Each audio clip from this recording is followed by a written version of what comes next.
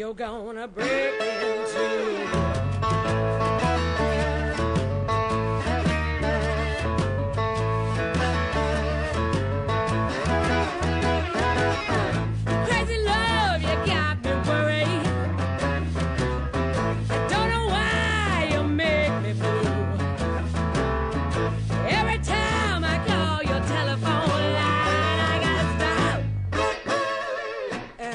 Up on you.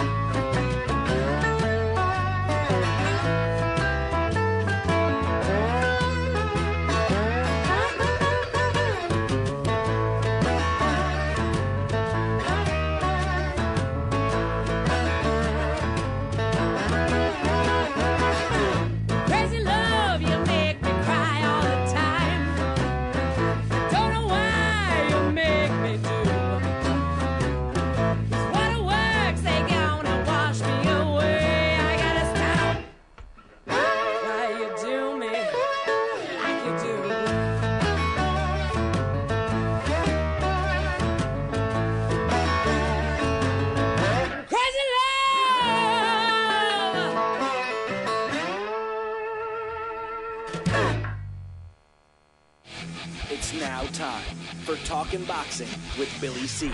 It began as a podcast, went live on the net, and transformed into a full-blown empire. Across the web, on Fight Now TV, and on radio stations around the world. It's the only daily boxing talk radio show on the planet, hosted by the only guy with the balls to do it. Many have stepped into the ring. Many have tried to take the belt. And one by one, they've fallen. Another victim of the undisputed heavyweight champion of boxing talk radio. Talkin' Boxing with Billy C. is on now. My style is impetuous, my defense is impregnable, and I'm just ferocious. I want your heart.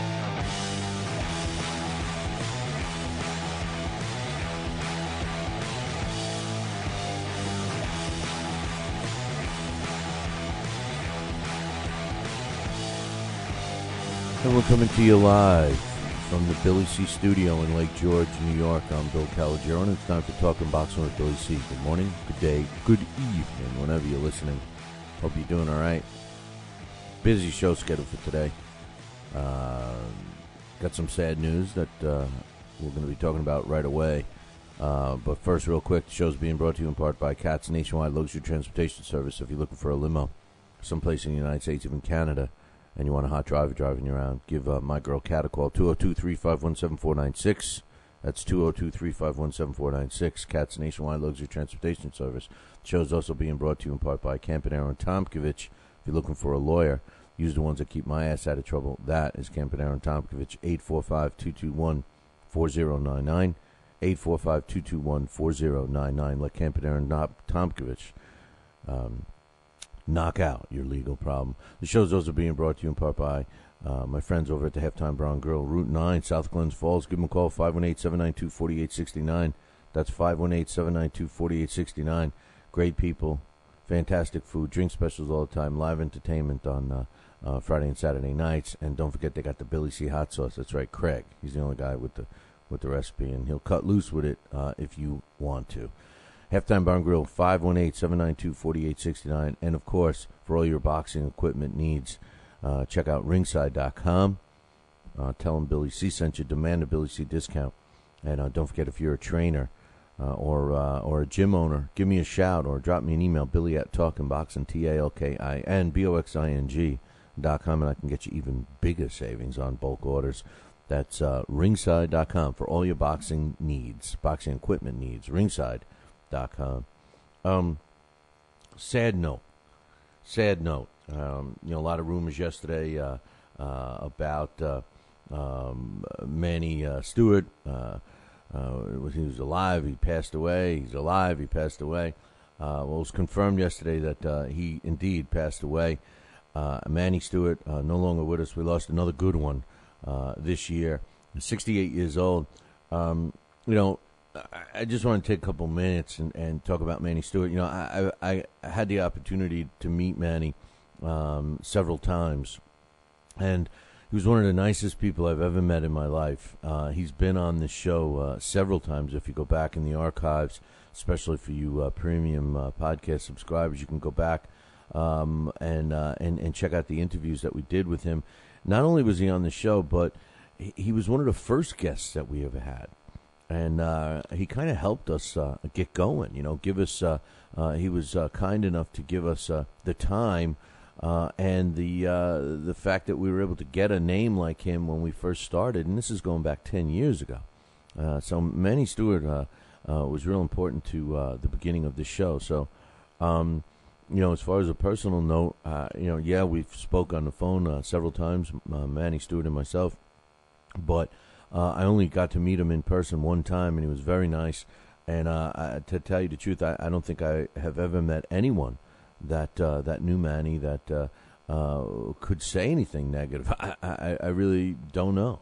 As far as a trainer, he was an excellent trainer. He brought he put the Kronk Gym on the map. There's no question about that. I think I'll always think of Manny Steward personally. I'll always think of him as the Kronk guy back in the day. He was 68 years old, so he's at least 19 years older than me, 18 years older than me, probably 17 years older than me. So when he busted onto the scene with Kronk Gym, that's when I remember him. He was able to take young fighters like Tommy Hearns and train them and build them into world champions. He trained a slew of fighters. There's no question about that. In the addition to, of course, Tommy Hearns, other names, and of course we all know the recent ones in Vladimir Klitschko and of course Lennox Lewis. But don't forget, he also was a trainer for Mike McCallum, Jimmy Paul. This is all at one time. Michael Mora, Dennis Andres, Milton McCrory, Dwayne Thomas, even Oscar De La Hoya, Gerald McClendon, Evander Holyfield, Oliver McCall. Interesting twist about Oliver McCall. He was the trainer for Oliver McCall when Oliver McCall beat Lennox Lewis. Then he signed a deal with Lennox Lewis and was in Lennox Lewis's corner when he had the rematch against Oliver McCall, and their relationship just got better and better from that point on. So, interesting little twist there. John David Jackson, who you know now as a trainer, but he was a very successful fighter, and he was under the tutelage of Manny Steward as well. Julio Cesar Chavez Sr. worked with Manny, as well as Oscar De La Hoya, Hasim Hamed, Jermaine Taylor. We all know that point. Also Chad Dawson and Miguel Cotto, short-lived, and K9 Bundridge, to name a few. Don't forget Andy Lee he worked with, and Andy Lee was actually one of the guys that he kind of started to take on from the beginning again. When he busted on the scene with Tommy Hearns and that group, the Kronk Gym, he was tutoring these kids, and built them up from walking into the gym to an amateur, to an amateur standout, to an amateur champion, to a pro contender, to a pro champion. In his last several years, he was pretty much become proficient, and he was an expert at fine-tuning a fighter that was already established. And I think he found his niche there, personally. Not that he didn't do a fantastic job with the younger fighters back in the day, but I think that he learned that there were certain attributes that a fighter would have that he could really help them with, and he started to focus on it. And the two most prominent fine-tuning jobs he did was obviously Lennox Lewis and, of course, Vladimir Klitschko. His job on HBO was one that I very rarely had any negative things to say about his opinions. The only thing I will say is at times, sometimes he was very careful not to offend anyone, whether he agreed with it or not. Some other times when he disagreed, he would just explain that he disagreed by not saying a word. I mean, that's how classy he was. He didn't have to say anything to make you know that he was disagreeing with whatever was being talked about. It was a class act. I found it a little disheartening that people were nailing the coffin shut before he actually passed, but obviously it was a serious situation. The thing is as far as what caused his death, he had that stomach issue, and they claim it was a stomach disease, but most people are thinking that it was probably some advanced form of stomach cancer. It seems to fall more in line with the rapidity of how fast he went went downhill. So our thoughts and prayers and condolences go out to the family and friends of Manny Steward. A couple of quotes that people had given. There's a lot of them you can check out. I mean, everybody's had a statement on this guy. He was just, it made such an impact on so many lives. HBO said there's no adequate words to describe the enormous degree of sadness and loss we feel at HBO Sports with the tragic passing of Manny Steward. This was, the new sports president, which is Kenny Hirschman. He says, for more than a decade, Manny was a respected colleague who taught us so much, not only about the sweet science, but also about friendship and loyalty. His energy, his enthusiasm, and his bright smile was a constant presence. 10 bells don't seem to be enough to mourn his passing. Interesting statement, and I know we always give our fighters that have gone on the 10 count, but pretty strong statement by Kenny Hirschman. 10 rings isn't enough. 10 bells isn't enough. I kind of agree with that. Some other comments that were made. Especially Lennox Lewis says, I'm completely devastated by the passing of my longtime friend, my mentor and trainer, Manny Steward. He said, Manny's helped me get through some of the biggest fights in my career, and I only regret that I couldn't return the favor and see him through his biggest fight. He says, we maintain a close relationship, and the last we spoke, he seemed his usual upbeat self, so it was very disturbing to hear about his illness and his rapid decline. It's with a heavy heart that the realization of what I hoped was just rumors are now, in fact, true. Manny's always told me that I was the best, but the truth was he is the best. And I'm very grateful and privileged to be honored to be counted as his many historic successes. It was the Klitschko family is extremely, saddened by this as well. He says, Vlad says, I'll miss our time together, the long talks we had about boxing, about the world and life. Most of all, I'll miss our friendship. And he says, rest in peace, Manny. You will be greatly missed. He says that his team and himself will carry on the goals that we set while Manny was with us, because it's exactly what Manny would have wanted. I think I would have to agree with that, too. Even De La Hoya, who he trained in 1997, said, it brings me great grief and sadness to hear the passing of one of the best and most respected trainers of this era. He says, I learned a lot from him during our professional relationship, and I will forever be grateful for his help during that time. We're also very good friends, and I also am going to miss him, as so many others will. He was an important part of our boxing community. And, of course, he was friends with Bob Arum. Bob Arum always has something to say, and he actually said it very well. He said, we were all grieving the passing of our friend, Manny Steward. He says his founding and leadership of the Kronk Gym in Detroit was outstanding. His efforts produced many world-class fighters and champions, including Tommy Hearns, Milton McCrory, Michael Mora, and many, many more. Manny Stewart's always stood for the best in boxing could offer. He will be missed by all of us. I mean, it just goes on and on. You get the gist about Manny Stewart. It's a shame that he left us, which I'm going to say is too soon. He did seem to have a lot of life left in him, but unfortunately, the bell's going to toll for all of us someday, and it tolled for him a little too early. I, for one, like I said in the beginning of the show, Manny Stewart was an important part of the beginning of this show, and he was always very nice to me whenever we communicated, and I personally will miss him as well, and I hope that everyone from the Billy C. Boxing community will express their thoughts, prayers, and condolences to the friends and family of Manny Stewart. Now, the late Manny Stewart, 68 years old. He's no longer with us. I got to take a break. We'll be right back. If you're in upstate New York and you need a trucking company, then you need Rosselli Enterprises. Rosselli Enterprises is trucking at its finest. They have it all. Dump trucks, dump trailers, walk-in floors, flatbeds, flowboys, tankers, loaders, and a full line of roll-off containers for any job, big or small. Rosselli Enterprises is also the source for all your sand, gravel, and topsoil needs. Visit them on the web at RosselliTrucking.com or call 315-433-5115. That's 315-433-5115 and tell them Billy C sent you. Are you ready, America?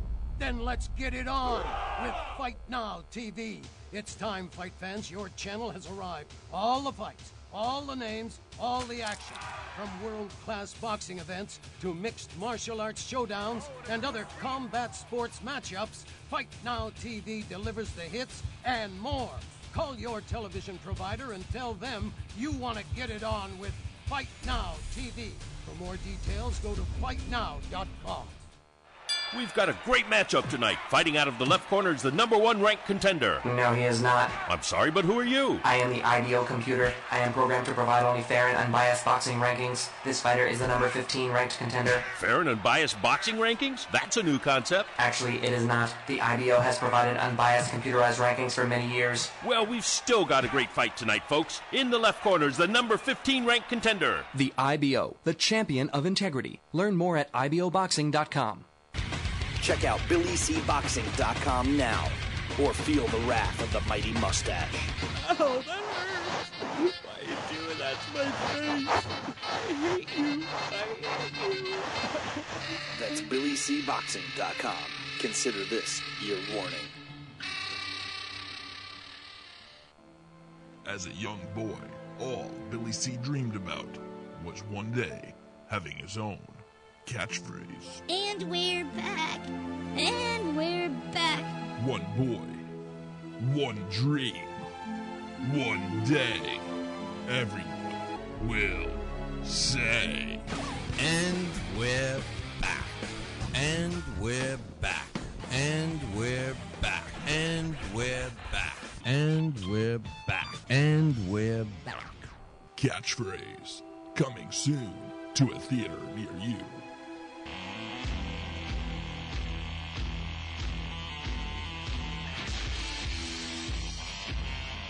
And we're back. You're listening to the Talking Boxing with Billy C show.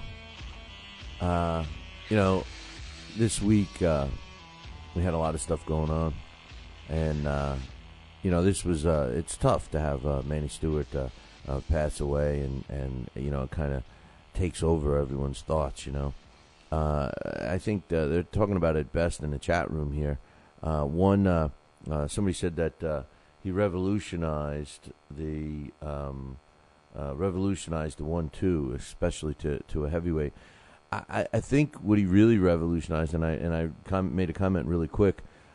He revolutionized the trainer that is the hired gun, so to speak, like they're talking about in the chat room, or the fine tuner of a trainer. I really think he revolutionized that. The fact that you could bring in a trainer with an established fighter, and whether he becomes the main trainer or whether it becomes an addition to a team. I think that's what Manny not only did himself, but was able to show other trainers that they should be able to do that. I think too often trainers have an ego, just like fighters, especially former fighters, and if they don't get to train the fighter the whole time themselves, a lot of times they may not even be interested in doing it. I think Manny Steward laid the groundwork for a lot of opportunities to other trainers. Like a guy that immediately comes to mind to me is a guy like Buddy McGirt. I always use him as an example, but he was a hired gun for a while. Freddie Roach, I feel kind of followed right in Manny's footsteps. Freddie Roach. I mean, he did the same thing with Manny Pacquiao. So, Manny Steward. A lot of talk, a lot of memories, and all that stuff are going to be going on from here on in. So, Marty Mulcahy is going to be coming up in a little bit. We also have. We are hoping everybody cast their vote. We've actually the votes are moving around a little bit, but please take a minute if you're listening to the show, whether you're watching a replay on LDL TV, whether you're watching listening on your podcast or watching on Fight Now TV or YouTube or Max Boxing or wherever else you catch us. All the radio stations that we're on throughout the country and even Canada.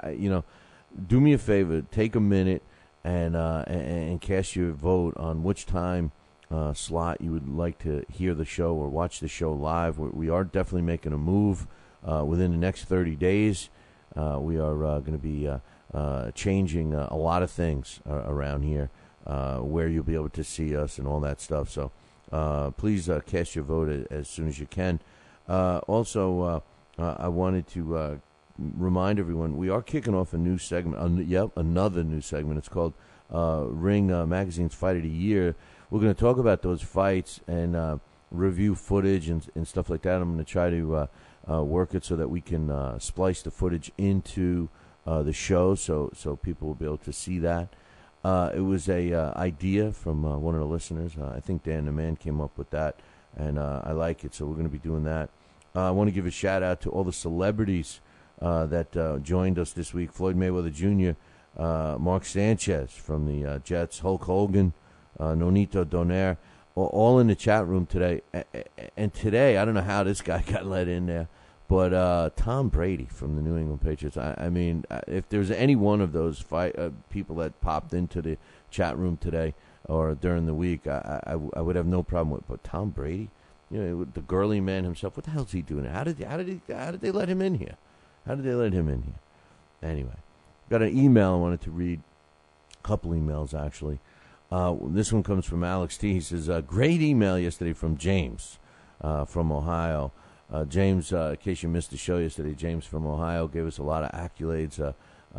Said he was a long-time listener, never wrote in, and basically patted me on the back. I loved it. And he condemned everybody that is cheap bastards and aren't becoming premium podcast subscribers. And he made a good point. At least I think so. He said, even if you listen another way, even if you're watching it on TV, even if you don't watch it all week, just become a premium podcast subscriber. Donate for $15 to the show. It's funny because that revenue isn't even a spit in the ocean of what it costs to do the show on a daily basis, what the production costs are, and it does irk me. I got to admit. So I wish more people did that for us. But anyway, Alex T says I agree with everything he said, and that's why, as far as the time of your show, do it whenever it's most convenient for you. Huh? He says that's my 2 cents on that one. That's because Alex T is a premium podcast subscriber and he can listen to the show whenever the hell he wants. So it's a little is an intelligent man, my man Alex T. But Alex, hopefully you voted, man. Hopefully you voted on the website. We need that. We need those actual votes. So Sam's Realtor or Sammy Realtor or the Real Sam, I don't know. He says thumbs up to you. Oh, okay. Hey, thanks, man. Bobby says, wow, I can't believe Manny Steward is dead. We will miss him. A piece of boxing has gone with him, but the spirit will live on. He's done loads for the sport, and man, he just seemed like a great guy with a good heart. He was. He really was. He says, let's pay our respects to one of the good guys. He says, my most memorable moment of him recently is when he was covering the Ortiz-Berto fight, and when Berto gets knocked down for the second time in what was the round of the year, he yells, "Oh my God!" he says, and wanted to know what my memory, one of my most memorable moments for Manny Pacquiao was. For Manny Steward, I'm sorry. I'm not sure. I don't know. I honestly don't know if I have a memorable moment. I think one of the most memorable moments for me, I guess, as a commentator for him, was I don't even remember the fights. I just remember the look on his face. That's about all I'm going to say. I remember the look on his face when Lampley asked him some stupid question about a fight, and Manny clearly disagreed with Jim Lampley, and it was HBO fighter and everything else, and Lampley might have said something about this fighter. I think he just had lost, and it may have been Danny Jacobs. It may have been that fight when Danny Jacobs lost, just prior to him leaving the ring for a while. But I will never forget the look on Manny Steward's face. He just was like dumbfounded that he was just asked that question, and he just like kind of spaced out for a second in front of the camera, and kind of eluded the question. But I think that's going to be a memory that sticks in my mind. I think as time goes on, I'll have more of a better handle on answering that question. But that is a good question for sure. Because Bigaback actually had a comment on his favorite recollection. He says, Bigaback says, my favorite moment of Emanuel Stewart commentating was the 12th round of James Toney versus Vasily Jirov, when he was shouting, "Oh my God, look at this, look at this." He really was the best of the HBO crew. Yeah, it's funny. Both Bobby and Bigaback have recollections of him acting like that. It's funny. I always, when he was doing his commentating, I always remembered him being very calm, cool, and collective. I thought he was overly careful to make sure that that he didn't say anything that HBO would have not liked, or said anything derogatory towards a fighter or another trainer or anything. I've actually never heard him say anything negative ever. So some good stuff there. Dan the Man says he's got a rumor for us. He says some rumors floating around with regards to Tyson Fury's next opponent. They say the name Dennis Boistov has been mentioned. But it looks more like he's going to be taking on number 5 ranked by the WBC, Tony Grano. I knew that there was a reason that they ranked Tony Grano at that high. I knew there had to be a reason. Tony Grano, like I said, he's a cool guy to hang out with and stuff like that. He's not a diligent trained fighter. He doesn't diligently train, I should say. He's a fighter that runs out of gas and everything else. He's never fought anybody of note. When he fought Travis Kaufman, it was supposed to be a showdown of two fighters. They both he won that fight. That actually got him on the map, so to speak. And all of a sudden he jumps up to number 5 in the rankings, which is absurd. But it makes sense. They got to feed somebody to Tyson Fury. And Dennis Boistov is a way better fighter than Tony Grano. So good to hear the rumors from Dan the Man. And I bet you that one's true. Dennis Boistov, I don't see him fighting him yet. Boistov, is a quality fighter. It's a good fight, but I would think that they're going to pick an easier opponent, and I bet you that's Tony Grano. Hey, listen, I got to take a break. When we come back, we're scheduled to have Marty Mulcahy. We'll get his thoughts on Manny Stewart, the fights from last week, and, of course, the fights from this week. I don't know about you guys, but the Billy C. Challenge seems a little tough for me this week. Are you ready, America? Then let's get it on with Fight Now TV. It's time, fight fans. Your channel has arrived. All the fights, all the names, all the action. From world-class boxing events to mixed martial arts showdowns and other combat sports matchups, Fight Now TV delivers the hits and more. Call your television provider and tell them you want to get it on with Fight Now TV. For more details, go to fightnow.com. Hey, fight fans, check out KOFantasyBoxing.com. KO Fantasy Boxing is boxing's only trademarked fantasy game. Check it out, www.KOFantasyBoxing.com. Select your own gym, your own fighters, track them through a season that can last from 3 months to a year, depending upon which league you join. You got to check this out, man. www.KOFantasyBoxing.com. Join it today. Again, www.KOFantasyBoxing.com. And tell them Billy C sent ya. Now back to Talkin' Boxing with Billy C., the only radio host man enough to take a punch from Mike Tyson. Wait a minute, man. Hold on there. Jeremy, man. I need you to take this one, all right? Wait, what? No way. I can't do this. Need I remind you I'm Billy C., damn it? Now put on that mustache and get in there. Hey, look at me. I'm Billy C. Crap.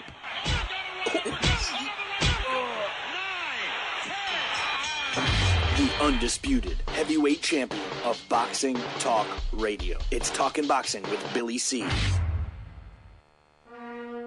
Test 1 2. Test 1 2. My fellow Americans, good evening. Welcome back to Talkin' Boxing with Billy C. It's great to be here discussing the sweet science with everybody. I love boxing. I love talking boxing. It's what I do. Bill. Wait, what? Bill. Why are you interrupting me? What? Wrong. What's the problem? Billy C. I did not have... We're gonna have to ask you. Wrong speech. What do you mean wrong, Billy C? What's going on here? Fine, I'll go. I just wanted to talk some boxing on TPSradio.net. That's all I wanted to do. I don't need your damn show. I'll get my own talking wrestling with the other Billy C. Yeah, that sounds good. I've always been a Hulkamaniac anyway.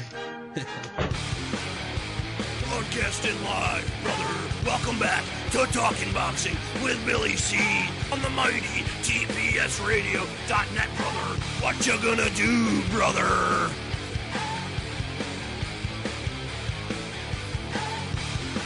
And we're back. You're listening to the Talking Boxing with Billy C show. You're watching us on the Fight Now television channel. I want to welcome the Fight Now audience just joining us. Check out all you need to know about the channel by visiting their website, www.fightnow.com. Speaking of now, joining us all the way from Colorado, my main man, Marty Mulcahy. What's up, brother? Hey, snowy white Colorado. We had our first snowstorm of the year. You know, I almost said that. I almost was going to kiddingly say that. You already got snow? Yeah. I mean, it looks like it's going to disappear. It's Colorado, so it disappears in 2 days, and then we'll be back in 60s, and hit us again. Well, it's time for Halloween. Yeah, no. Usually Halloween here in upstate New York, anyway, is usually miserable. It could be cold, it could be sleeting, raining, snowing, whatever. But hey, we lost another good one yesterday. Manny Steward. Any thoughts? Any comments on Manuel Steward? When it's so close to the time of passing, it's really hard to look back with accuracy. I mean, you have so much nostalgia involved, and so for me, the golden era of boxing is, from the 1970s to the 1990s. I know it was really before that, from the 30s, 40s, 50s. But, that's when I was growing up. And Emmanuel Stewart was a big part of that because of everything he did with the Kronk Gym and Thomas Hearns, all the legendary figures that came out there in that gold and the maroon T-shirt with the big Kronk on it. That's a guy who, besides the boxers he built up that gym, that whole, Kronk image of his, of the power punches. And people forget that, everybody relates him with Thomas Hearns, but he trained all types of boxers. His first champion was, some weird name, right? Like Henry Kayev or Kayev? I'm forgetting now. But it was Jimmy Paul. There you go. Not Jimmy Paul. No, Jimmy Paul wasn't. Paul was another one of his. See, but it was smaller fighters. He went from lightweights. He even trained Yuriorkis Gamboa down to featherweight, all the way up to heavyweight.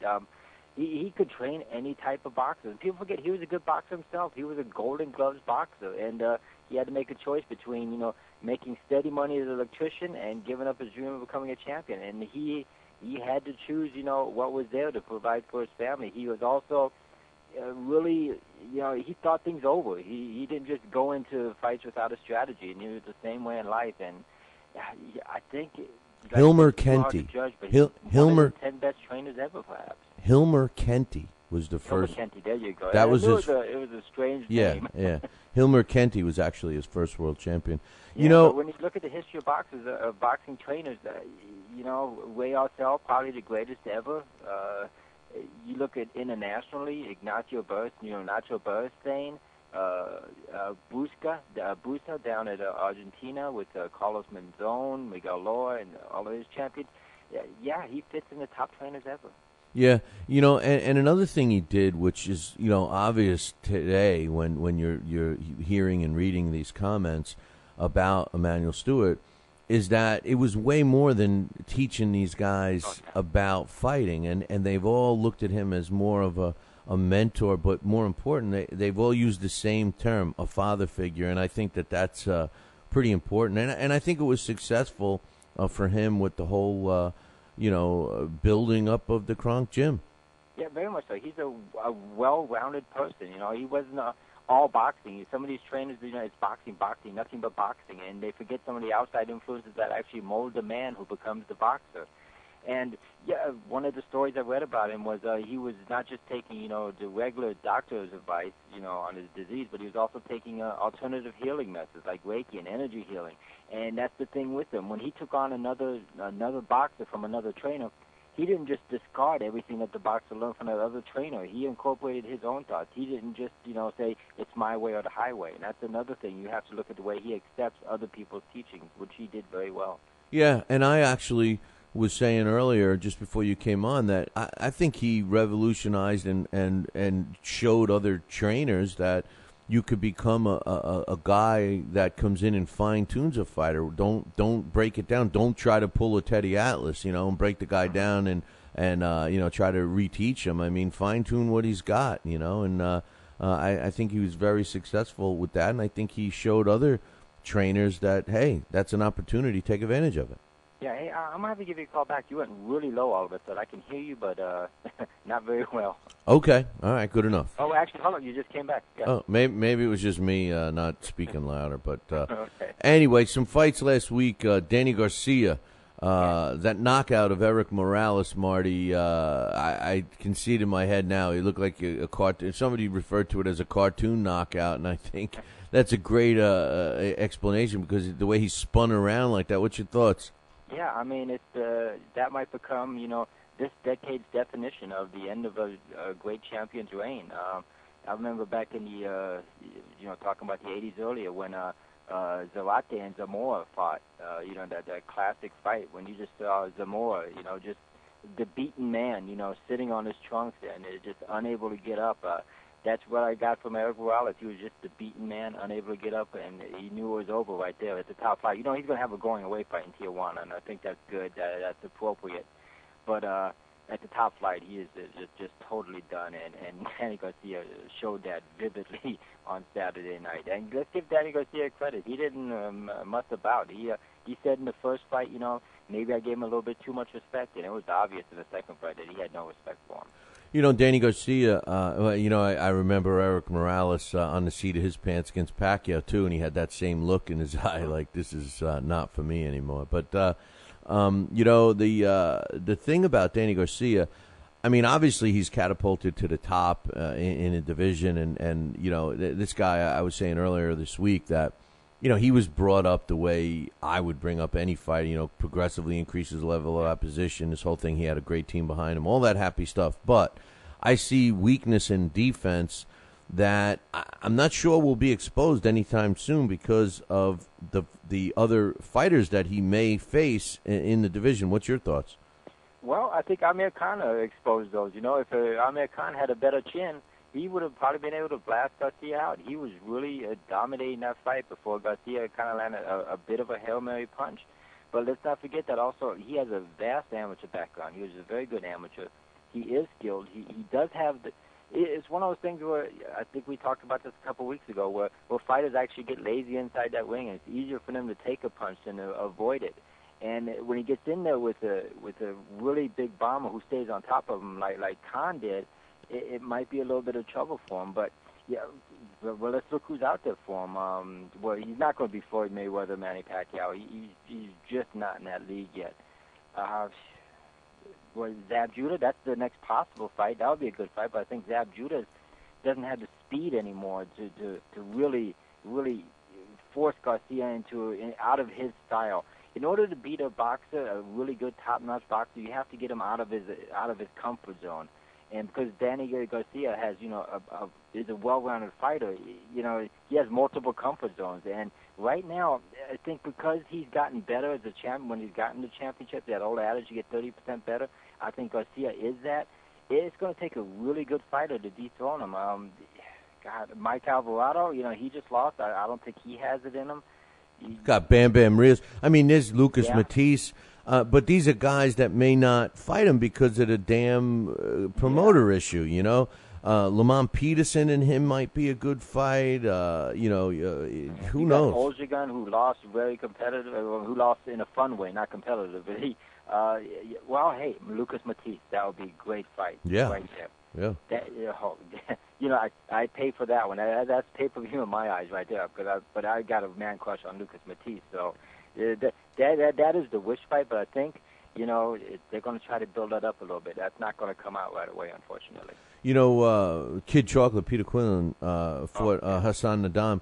But Hassan Nadam, I think, out of all the fighters that night, was the guy that I want to see again the most. He just, this was a guy that showed me everything that I want to see in a fighter, except a little bit of defense. A little bit of chin, actually, yeah. Well, wait a minute. You know what I wanted to ask you about that? There's no doubt. I'm not going to take anything from Kid Chocolate because he definitely dropped them. But there was at least 2, maybe even 3 of those 167 knockdowns that were in that fight that it appeared that he slipped. If you go back and watch on the replay, the ones that were in the corner, remember when he slipped in the corner? The floor was soaking wet, man. The floor was soaking wet, and there was a punch that was landed, and just the way he was trying to keep his balance, I mean, we saw him try to keep his balance in a weird way throughout the night. His foot went right out from under him. I watched that replay 100 times, and I'm telling you, at least twice out of those 6 knockdowns, I think could have been ruled slips, but because there was a punch involved, they weren't. But impressive fighter, man, a lot of heart. Yeah, I saw one of the clear slip where his foot literally almost went outside the ring. Tons of heart, And after the first fight that was so boring, the Alexander Bailey fight, I tweeted, it's going to take a French fighter to really turn this card around. And hey, you got on there. Your tweet got on TV. I saw that. Yeah, and the thing was, he did turn it around, and I thought that was the most intriguing fight of the night going into it, and I'm glad it played out that way because Endam, he is a fun fighter to watch. He's unorthodox, and while we were saying he doesn't really have defense, I disagree with that a little bit. He has no chin. This is what it is. He's got head movement. He had some upper body movement. Yeah, he did. Some head movement early, but once Quillen hit him, that was it, and you could tell this guy was 100% coming into the fight because he would have never been able to survive all those knockdowns if he did not train, to the maximum effort to get ready for this fight. And it was almost a little bit like the first Pacquiao against Juan Manuel Marquez fight, where the rounds in which Endam did not get knocked down, he won. There's a reason he was close on the scorecard because he won every round in which he wasn't knocked down. Right. And Quillen was actually was fading late in that fight. Is this a 15-round fight? Endam might have pulled it out. That's what I said. And he was Quinlan was literally dead on his feet for the last 2 rounds. When he went back to that corner, at one point before the 12th round started, when they had the camera on him, I thought that the trainer was going to stop the fight. I mean, this kid looked like he couldn't breathe. I mean, he was in really rough shape.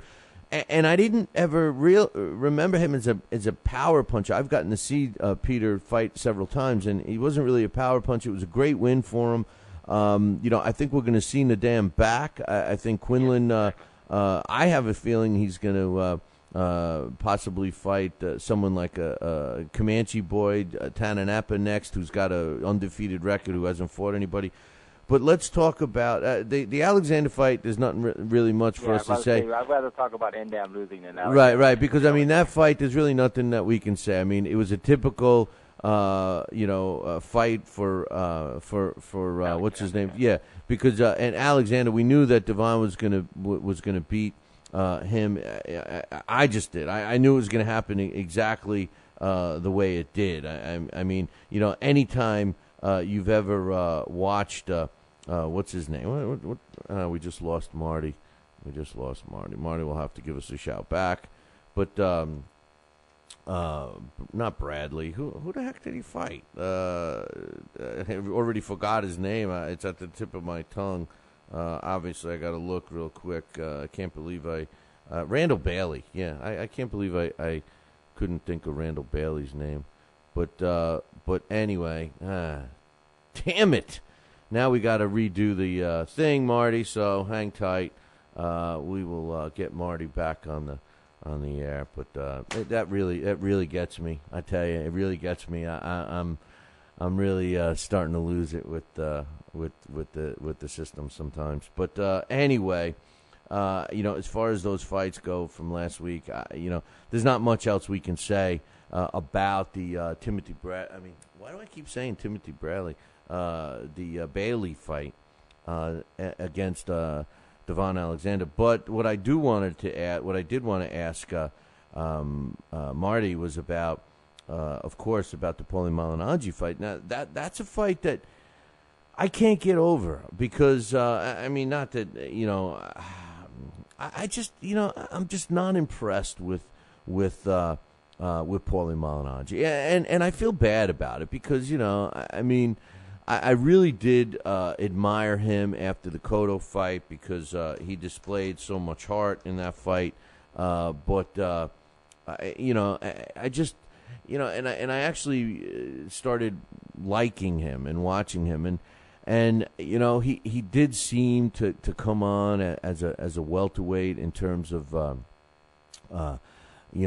finding his groove, so to speak. He comes up with a knockout win, and he just looked way more comfortable at that weight. I mean, all those tangibles that played, it all looked good. And when he started the fight against.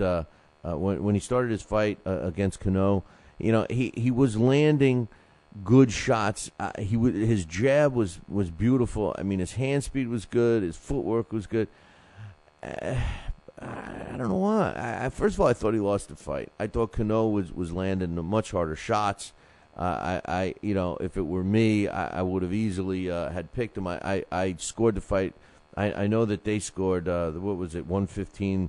113 was that the scores on that? There was one outrageous one. Let's see if I can find the actual scores. Where are they? The actual scores. I know one was out of whack. One was like 118 to something. Yeah, 118, 109. That was one judge saw it for Cano. The other two judges had it 114, 113 in favor of Malignaggi. I had it in favor of Cano 115, 112. So, I thought Cano won the fight, but not 118 to 109. See, that ruined it for me. I thought the fight was close because Paulie was, did win some of those earlier rounds with his hand speed and what have you. But he clearly... lost the fight. I thought the knockdown was the nail in the coffin for him. I really thought that that was the whole key right there. But anyway, I think we got you back now. Do we? Yes, we do. Yeah, I'm sorry. As soon as I lost you, then the stupid system failed, and I had to reboot it, and I almost lost my what here. But I was dancing around real quick. Malignaggi. I thought he lost the fight. I scored at 115, 112 in favor of Cano. I think the kid got robbed, but I like Cano at welterweight. What do you think? Well, was he welterweight? I wish I could figure him out. He's a young kid. He shouldn't have came in over the weight. He was moving up in weight as well. I agree that I take a lot of positives from Cano, and yeah, he has one of the best straight right hands for a young fighter I've seen in a very long time. I mean, he's accurate with it, as straight as an arrow. He sets it up well. And Malignaggi is not the easiest guy to hit, and he hit him repeatedly, and he rocked him. He dropped him. He dropped him, which is pretty hard to do. Yeah, and Malignaggi had looked so good in the fight before. So now you're like, well, did he beat the real Malignaggi? Is Malignaggi a little bit shot now? In a way, we're going to have to wait and see what Malignaggi does in the next fight to see how good Kano really is. Because I picked Malignaggi to win this fight. Like you, I thought he lost it by a round or two. But I thought that Kano was going to get better by losing this the same way he got better by losing to Eric Morales. He's such a young fighter. He's not 25 years old yet. And these are learning experiences. Both of these losses to Malignaggi and Morales are going to make him better down the road, make him more difficult to beat. And I still see him as a future champion. I agree with you 100%, Marty. And the fight with Morales, he was winning that fight all the way up to the round that he lost. He ran out of gas, and then he just wasn't able to stay out of the way, and Morales dropped him. And people forget that he took that fight on 2 weeks' notice or 3 weeks' notice at the most. And he came in and did a good job against Morales. And I don't think we saw the best Kano in this fight, and we obviously didn't, because he came in 3 pounds overweight the day of the fight, and he got down. He lost 2 pounds, but he just couldn't lose that extra little bit to make this a legitimate title fight. We could actually win the title. I tell you what would be a good fight: him against Josito Lopez. Ooh, what a fight! And I think Josito Lopez. I love his style, I love his action, but I think he's overrated. I think Kano beats him. Yeah, well, Lopez is not as doesn't have the hand speed that Kano has. Anyway, let's talk about some fights this week. I don't know about you, but I thought that the list that we had on the challenge was really hard. I thought it was some tough fights. I know your favorite one is Raji Amamesh, so we won't even go to that one. But actually, no. I'll pick her to win for the simple reason that she was born in the same town as my mother. So there you go. She lives in the town of my mother, so that's a good enough reason to pick her, right? Good. Well, that's why I needed a reason, and that's why I'm gonna pick her, because I don't know anything about them. And incidentally, I do that because of the WBF. I've been trying to keep some of their fights in the know. That's why when you wrote me the email going, what the hell is this fight? Who the hell are these? But you know what I think is a tough one? Antonio Escalante against Rocky Juarez. Rocky Juarez, I know he's on a losing streak, and you know, we always look at Rocky, but I mean, this guy was such a quality fighter. Is he just a gatekeeper now? Oh, yeah, I think he's been a gatekeeper for a while now. The thing is, I don't think he's won in his last 5-6 fights. Right. And, you know, it's all against very good opposition. And I think he's the type of pro, well, he was always the type of pro where even when he loses, he loses closely, and he doesn't take a lot of big-time damage. He survives every fight. He's got a great chin. He rolls with a lot of punches. You can hit him flush, but he'll come right back at you. It's just that he doesn't have the reflexes anymore. He doesn't have the legs to get in position. And against Escalante, who I don't rate very high, I just think it's a matter of, you know, which of these two fighters has less miles on the odometer. And right now, I think it's Antonio Escalante. Also, Escalante's a naturally bigger guy, I think, as well. And he's going to be fighting. He's the promoter's guy in this fight. I mean, Rocky Juarez is being brought in as a name opponent, and just because you remember seeing him on HBO, and even remember in his prime back in HBO that Rocky Juarez was getting beaten. If he wouldn't have been an Olympian I think he won a silver medal. If he wouldn't have been an Olympian, I don't think Rocky Juarez would have got those championship fights that he did get. He was always, you know, back in the day, he would have been a fantastic club fighter, and saying that is not a dismissal of his skills at all, because the club fighters back in the 50s and 60s were fantastic. So it's just a guy who always had all the tools, but he never had that one outstanding feature to make him a champion. And that's how Rocky Juarez is going to be remembered.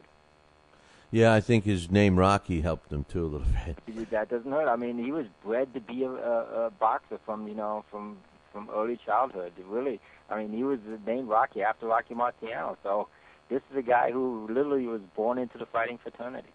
No doubt about that.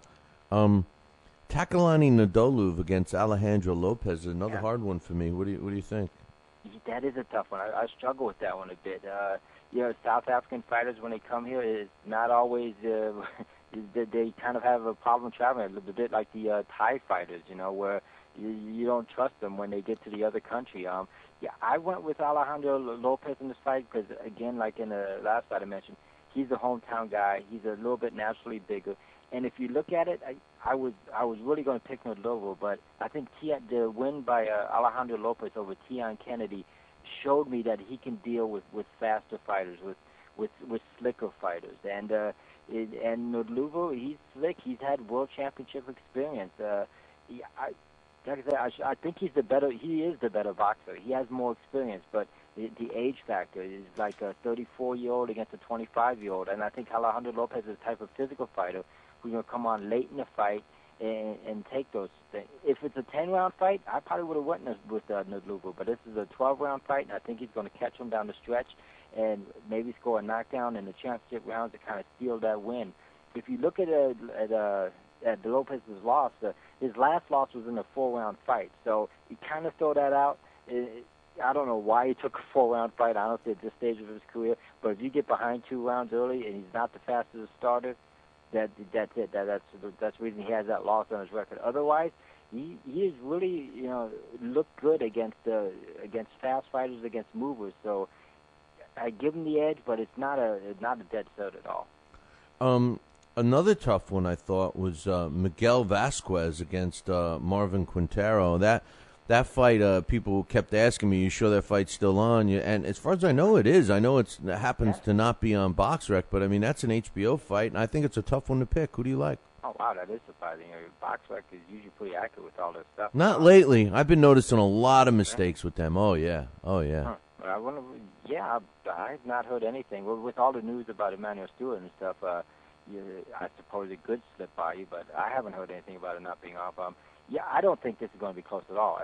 Vasquez vastly underrated because he doesn't have an attractive style. He's a guy that goes out there and just wins round after round after round, and doesn't, he's not a Mexican fighter. He's born in Mexico, but he's more of a slickster, a cutie, a trickster in there, like Lou Ambers back in the day, a guy who'd make you miss by a couple inches and then hit you with a couple punches and then move out and try to do it all over again. And if you read interviews about him, he's just a workaholic inside the ring. He takes a week off, between fights, and he's right back in the gym. So this is a guy who's going to out-hustle you, and he's a big guy as well. For that weight class, he's really big, and although he's physical, he doesn't use that physicality as much as he should. I compared him earlier in his career to Antonio Margarito, because he's so just in the physical size of what he could do, but he boxes nothing like Margarito. And this is a guy who in his very first fight as a pro fought Canelo Alvarez and lost his 5th decision, and he's only lost to really good guys. Tim Bradley, he lost the unanimous decision to him. But again, that was an ugly fight. He makes fights kind of ugly. You're not going to see the picture-perfect knockout here. I think he wins probably, one of those lopsided 118 to 112 scorecards. Yeah, I really like Marvin Quintero. He's everything I want a boxer to be because, he's got himself a college education outside the ring. He works hard as well. This guy does have legitimate power, but I think it was Teddy Atlas who said, you can have all the power you want, but if you don't have the delivery system to make it count, it doesn't matter. And I think that is him. I don't think his legs matches his power, so his legs don't get him in a position to use it. And Miguel Vasquez has really good legs. He's going to circle. He's going to make him dizzy with all the circling he does and pivoting and just outbox him. This is going to be a boxing clinic, I think. Mauricio Herrera's taking on Kareem Mayfield. What do you think of that one? I think this is going to be, except for the Delorme fight against Abagu, I think this is going to be an ugly fight. I see the Mayfield against Herrera, where Mayfield's going to try to maul Herrera. Herrera's going to try to stay away. But it's one of those things where Mayfield has no other choice. He has to get in there and maul and stay on top of his opponents because he's not exceptionally skilled in any way. So I think he stays on top of him. Herrera's a guy who is the better boxer, but he'll give. He's willing to get in the trenches in exchange. So Herrera's going to give. Mayfield's going to try to run him over. And Mayfield, I've said it many times before on your show, a part of a boxer's job is to get the judges to look at him. The judge is going to be looking at Mayfield. He's going to be coming forward, throwing the bigger punches, making the action, and that's what they're going to reward Mayfield probably by decision. But it's not going to be, as wide as the scores I think indicate. I think it's going to be a kind of brawling scrap, and just it'll be entertaining, but it's not going to be, you're not going to see an ESPN highlight reel knockout in this fight. Then the main event on HBO is Thomas Delorme against Luis Abregu, and Thomas Delorme is a young kid. This very well is, I think it is his toughest opponent. Is he going to come out with the W? Well, this is where you're going to find an ESPN highlight reel knockout. Abregu, even in the fights he wins, he got some Felix Trinidad in him. When he goes down, he gets woken up. I think this can be a Indam against Quillen type fight where you see the boxer go down and almost get up and fight his way back out of a bad position. Because Delorme, he is young. He will let guys off the hook. Abregu, I think, is the best opposition as far as a guy in his prime, a guy who has the punching power to also hurt Delorme. But I think his best opponent today has been DeMarcus Corley, a former champion who's kind of hot and cold. And right now, DeMarcus Corley is on a hot winning streak. He went over to Russia and defeated someone, not Postco, that's who he's fighting next. But he's had some good wins, and Delorme took care of him by outboxing him, which against Corley, is kind of a good thing. He's a southpaw, and it's not easy to do. But Delorme showed in that he's also got some boxing skills to go along with that innate power. And Delorme has power in both fists. He's a big guy, 5'10" or 5'11", long arms. They're comparing to Trinidad because he has the same type of physique.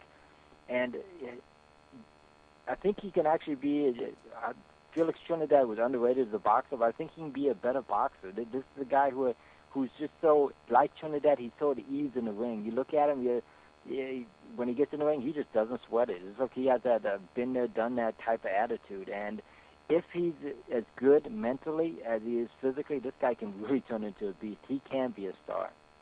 Yeah, he's moving up quickly, that's for sure. And just a thought. I mean, I hate to say anything negative about HBO, especially in lieu of the sadness with Emmanuel Stewart. But I can't help but notice the difference with HBO and they're appearing to want to get back to where they were in terms of. Now, I'm not saying that this is 3 knock dead, drag out great matchups. However, they seem to be busy. They seem to be putting on several, multi-fight things. Obviously the Boxing After Dark with Nonito Donaire got me started. I think finally Kenny Hirschman's got his stamp on this. What do you think? He is, but you mentioned keep busy. This HBO card has like a champion get to keep busy fight. Yeah, I think this is like a keep busy card for HBO. When I saw this, I was like, did Miguel Vasquez hire Al Heyman as his manager? How did he get, almost like it is the one championship fight on his card. How did he get a top slot on HBO? It's like it just doesn't seem right almost. And if you look at what they're doing against Showtime, they're still behind the power curve. Last week, Showtime had a quadruple header, and 6 of the 8 boxers on that card were top 10 boxers.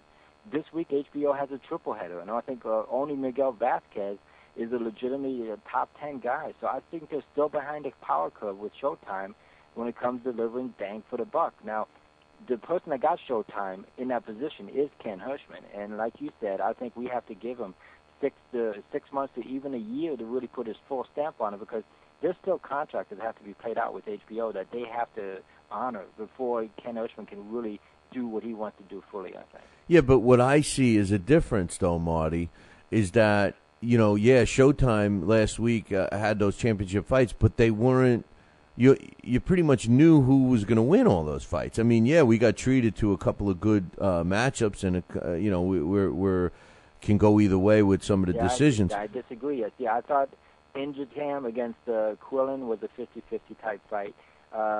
Kano, like I said, I thought he had to punch a chance. I thought he was going to lose closely, and look what happened there. I agree with the main event and the opener, but the 2 in between, Well, I look at this fight card. I think Abregu against Delorme is the one fight where I think there's some question, but I don't question the other 2 fights that much. Huh. Well, like they're well, you're probably right. You're probably right. I mean, I had trouble with the Vasquez Quintero. There's something about Quintero. He always seems to come on, and then the Mayfield Herrera. Herrera's a slick guy. I mean, he always even in the Provatnikov fight, I thought he lost that fight, but he's a guy who does well with power punches. So that is his one good chance against Mayfield. But you just with Herrera, you're like I said, he's too willing to give in. If he'd always box his style, yes, he can beat Mayfield, but he doesn't. He gives in to the brawler and gives in his brawling side. Yeah, no doubt. Well, listen, I know you got to get rocking and rolling here, and hey, I'm glad the snow hit you guys first, but I guess we're in line for some perfect storm or something. I've read that the scientists think that this is worse than the perfect storm, and I'm like, oh, God. Armageddon, right? Yeah, I'm like, oh, man. That's all we need is more. At least here in Colorado, I mean, we don't have the moisture like you guys do on the East Coast, so it's not that thick, heavy snow. We get the nice fluffy fluffy flakes. Yeah, that's why everybody goes out there to ski, man. I personally, I like, I wish it wouldn't get any colder than it is right now. I can't take the cold anymore. I've seen enough snow in my life, but then again, I can't take that humidity either. You ready for Florida, huh? I don't know. The humidity in Florida is so bad. I'm ready for, and I love Vegas. I mean, but I was about to say that seems like a natural for you. That's a natural for me, for my business. But the weather is just so hard. I mean, God, I don't know if I could handle the desert. And to watch everyone after a 15-minute rainstorm out there, like this new invention just is falling from the sky, really amazed me. And they were talking about the rain for 15. It rained for 15 minutes. And they were talking about it for the whole week. Oh, did you see the rain? Everybody's filming it and taking pictures in it and sliding in it. I mean, it was like, I was like, I guess it's, a specialty when it happens in the desert, Well, that's going to be the next Billy C contest. Where should Billy C retire? Send in your suggestions here. Yeah, wait, are you trying to get me off the air already? What do you mean retire? Yeah, well, what are you trying to do, man? What is it going to be talking boxing with Marty? Huh? Marty M, huh? Come on, man. Seed. Bring me up like Emmanuel Steward, like I said. But people forget he trained amateurs before he ever trained pros. Hey, bring me up. Show me the ropes, big guy. You got it, man. Nobody does it better than Marty Mulcahy. That's for sure. Hey, enjoy the weekend.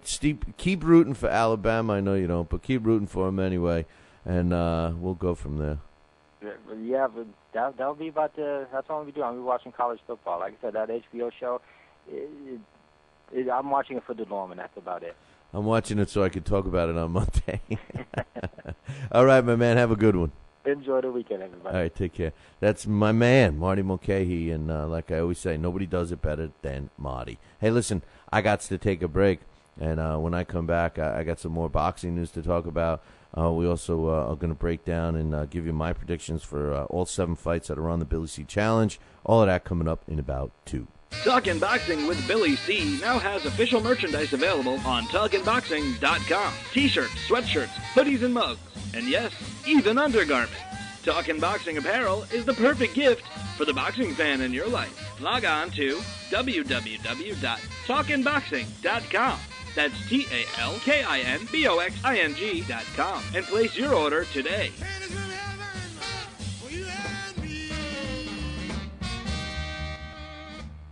Join us here for 2 hours as Billy and the gang do what they do best. Every time I start talking about boxing, a white man got to pull Rocky Marciano out their ass. Rocky Marciano was good, but compared to Joe Louis, Rocky Marciano ain't...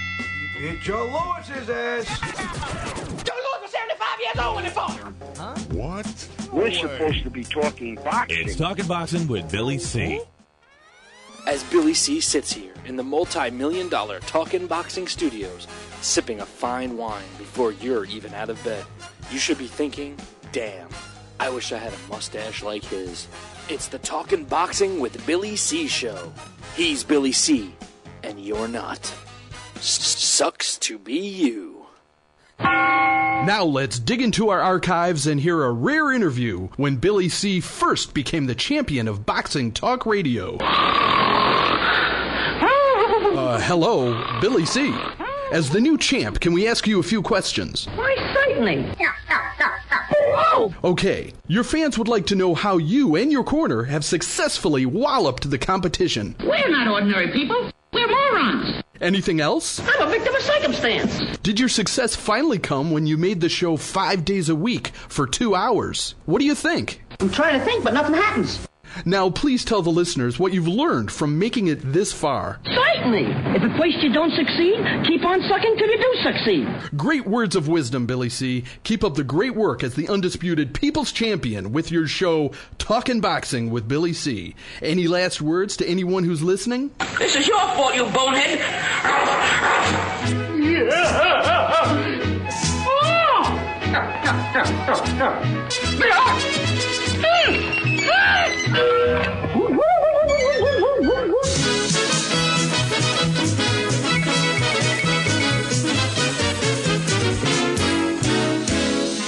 And we're back. You are listening to the Talking Boxing with Billy C show. You're watching us on the Fight Now television channel. If you don't have Fight Now on your sports channel lineup, just whacked myself here. No, not that kind of whack. Call your local television provider and tell them that you want Fight Now on your sports channel lineup. Yeah. For all the information about the channel, you can find it on their website, www.fightnow.com. Yesterday, I was given an attaboy and a pat on the back and all this stuff, and I said how gorgeous his manager / promoter, whatever she is, of Gabe Rosado, and the image of this woman, I can't get out of my mind. I mean, she's that hot. But the thing is this: I was given all the accolades for Gabe, for fighting. He's the mandatory for Cornelius Canine Bundridge, and his title that the IBF has ordered that fight to take place before March. And Gabe Rosado's that guy, so they have to start negotiations, all this stuff. And he took a fight against Elvin Ayala, which isn't a layup. I mean, it's a winnable fight. All that stuff. We were giving him accolades for being busy and throwback and all those things. I forgot all of the great things I said. I said a lot of great things about Gabe. I guess I said them too soon because he pulled out of the fight. He says, after talking it over with my trainer, he says, I decided to pass on that fight with Elvin Ayala and wait to see what is going to happen with the Canine fight. I know that he's got to fight me by March. The co-promoter, or actually Rosado's, he's calling himself his advisor, longtime matchmaker and promoter, Russell Pelt, says it would have been nice having Gabriel fight in Philly now that he's a much bigger star, but I understand where he's coming from, and I support whatever decision he makes. You know that he had to be making a paycheck, and Elvin Ayala isn't exactly a killer. However, when you're in line for a world title shot, I mean, any freak accident could happen. He could break his hand, he could break his shoulder, he could, get a cut that opens up easy, that could cost him a fight down the road. I don't know. I'm kind of torn with this. After talking it over with my trainer, I decided to pull out of the fight. Well, wouldn't you talk it over with your trainer before you sign the paper? I don't know, man. I don't know. I believe in fighters being busy. I think that fighters need to stay busy, and I'm a little I tell you the truth, I'm a little disappointed in Gabe Rosado. I hope that doesn't affect my relationship with his manager or promoter, whatever she is. But anyway, so that fight's off. So if you were looking to catch it, if you saw it on the website yesterday, on the BillyCBoxing.com website, and you said to yourself, well, I just don't have time to read it right now. I'll read it tomorrow. Well, guess what? It's not there no more. No, it's been taken down. But there's a lot of other good stuff up there, so check it out. And don't forget, you got to go to multiple places, man. You can't just go to the main page. The main page has got plenty of stuff to keep you busy. But you got to bang around those other sections of the site. I'm telling you, you're going to love it. And while you're there, cast your vote, damn it. I need everybody to cast their vote. We announced last week, or maybe it was the beginning of this week, Sherman Tank Williams is the next opponent for Robert Helenas. And he's ready to roll. When you look at Tank Williams, I mean, he's not exactly a guy that has a fantastic record, 34-11 with a couple of draws. But he has been a fighter that's been avoided, and I think he's going to give Helenas a pretty good test. Helenas is undefeated. Now remember, he hasn't fought for almost a whole year because he had gotten that injury when he fought and, in my opinion, lost to Derek Chisora. But nonetheless, he's 17-0 with 11 knockouts. So we'll see what happens in a couple of weeks. November 10th, Sherman Tank Williams. A little FYI for you. The Steve USS Cunningham and Tomas Adamek fight at the rematch that's going to be taking place at the end of December 22nd. As soon as the tickets went on sale, 2 days later, it was announced yesterday that there are no more ringside seats available. They're all sold, man. And that's weird. Well, maybe not. Maybe not. Generally, ringside seats, you think to yourself, nobody's going to buy those. Everybody gets a GAs. But a lot of times, maybe, hey, that's a good sign. You get rid of the expensive seats first, All the ones they got left now are just what they're calling suite tickets, which suite seats, they come, available with, I guess, a package. They're expensive. And then general admission and next level up is all available. So that's what's happening there.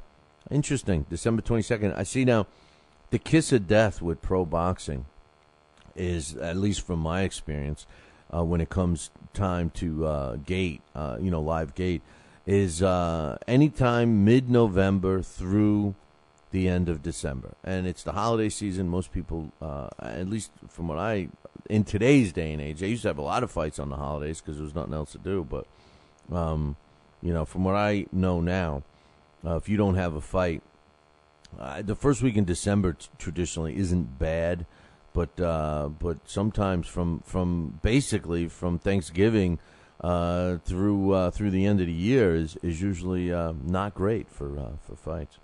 Lou DiBella signed a young fighter out of Brooklyn, Travis Peterkin. He's 5-0 with 3 knockouts. He was on the card Wednesday night that was on Fight Now TV. I wasn't calling the action because I'm the Cinderella of the network. But the bottom line is after his performance, which was a good one, Lou DiBella signed him. So we'll keep our eyes open for Brooklyn's very own Travis Peterkin. So new DiBella fighter. You remember when I was telling you that our own Dan the Man Henderson was giving us a little heads up that Kell Brook and Devon Alexander, that Kell Brook might be the mandatory, and he didn't think it was going to happen, and blah, blah, blah, blah, blah. Apparently, Brook's promoter, Eddie Hearn, now Eddie Hearn is also the guy who does the prize fighter, he says, he's going to do whatever he can to make the fight between Kell Brook and Devon Alexander not only happen, but happen in the UK. So we'll see what happens. Now, I will do all I can to make it happen. To me, that means open up your checkbook, man, because if he's willing to open up his checkbook, then I'm sure Devon Alexander will make the trip across the pond. But we'll have to wait and see. I love the matchup. So we'll have to wait and see what happens with that. The AIBA, the Amateur International Boxing Association, has lifted its suspension of USA Boxing and ruled that all boxing activity is free to proceed. It was a 3-month suspension because they got suspended.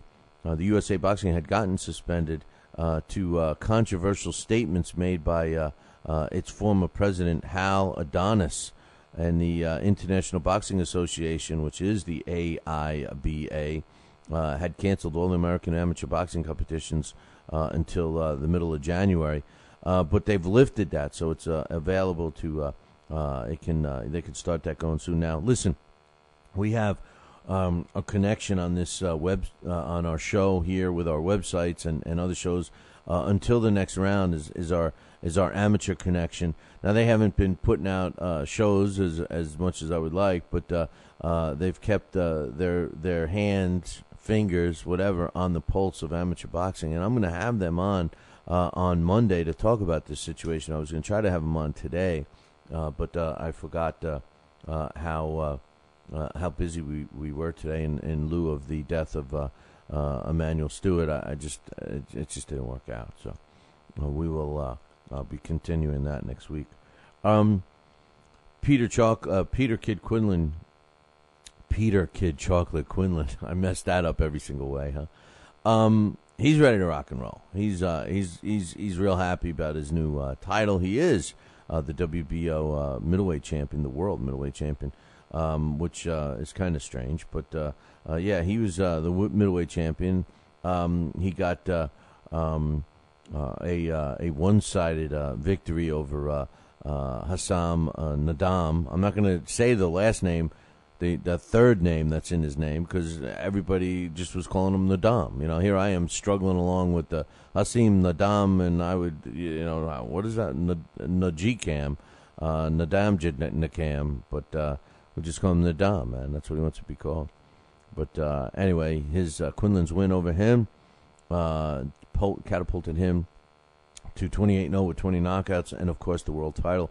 It's interesting to see who he's going to be fighting next. I have a prediction, and speaking of him, we'll ask him next week.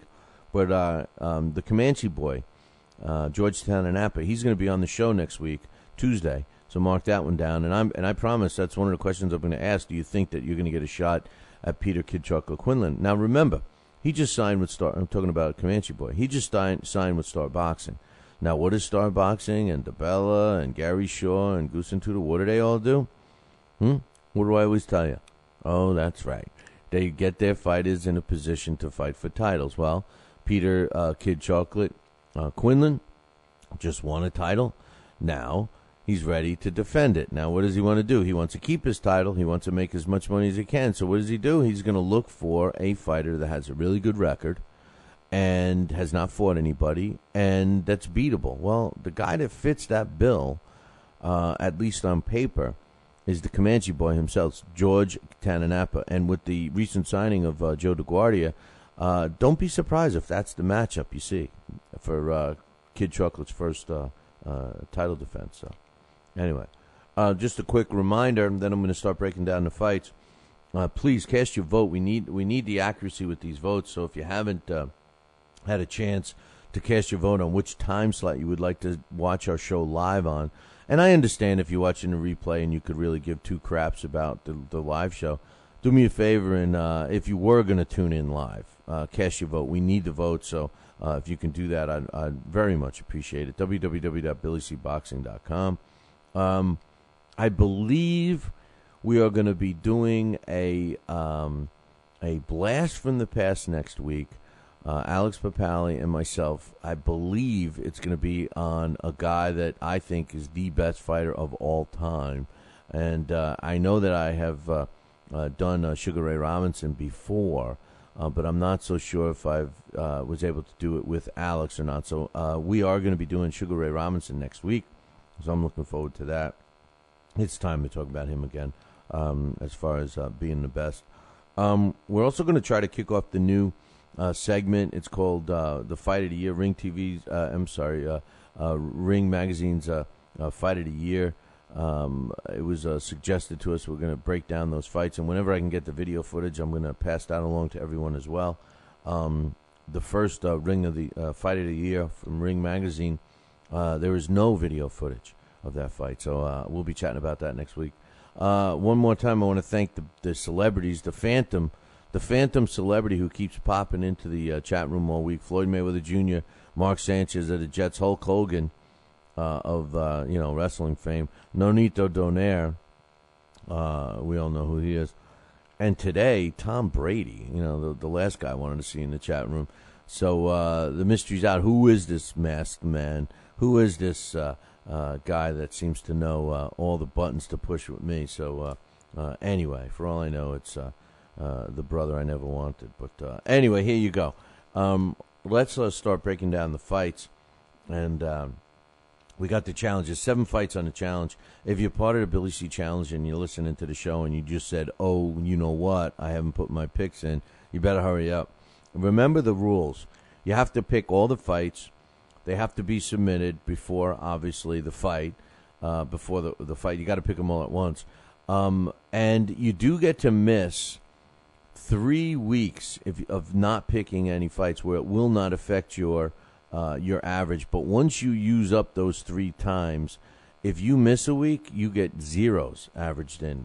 You miss 1 week, and you're going to get killed. You're going to get killed. So, but anyway, Murphy wants to know about Dax's condition. Here's the thing: Dax is doing fine. Dax had to have a procedure done, and he's home right now. Everything went well, and he's going to be down a little bit because he has a hard time talking, but which isn't a bad thing for my man Dax. He needs to rest a little bit with his voice, but from what I understand, everything is good. As a matter of fact, he was on the computer last night. He was doing some stuff with the new Facebook page, and speaking of which, he wanted me to plug that. If you're not, we understand our social media. We do pretty well with the social media. We have several accounts. Number one, there's one under my personal name, Bill Calogero, but that's full. There's over 5,000 friends there. We also have the group, which is called Talking Boxing with Billy C. That one, it has some group limitations with Facebook. There's some limitations with groups, so I suggest you join that if you're not a member. There's 20-something hundred of those. And then we just had to start another page. Now, it's going to be an information-type page, but we wanted to do it under a personal account, so it's under Billy Calogero. It's a new webpage. Dax is pretty much running the show over there. He had a minute-by-minute of what was going on yesterday with Manny Steward. So you may want to befriend us. It's actually the Billy C. Boxing Facebook page, but it's under Billy Calogero. So check it out if you're not a friend already. I don't even know how many friends we have on there yet. That's been Dax's baby. So, yeah, Murph, he's doing fine. He was doing good enough with that. So, anyway, let me start off with the first one. We'll take a quick break. The first fight I'm going to talk about is the female fight that I happen to have thrown on there. Now, I did that because of the WBF. I'm supportive of the WBF, and I believe that they are getting some good fights. Now, this one is in the women's division, and Raji Amashe against, I'm not even going to try, Dejendai is how you pronounce the last name, I believe, Dejendai. It's Raja Amashe against Dejendai, Dejendai. All I'm going to say is this.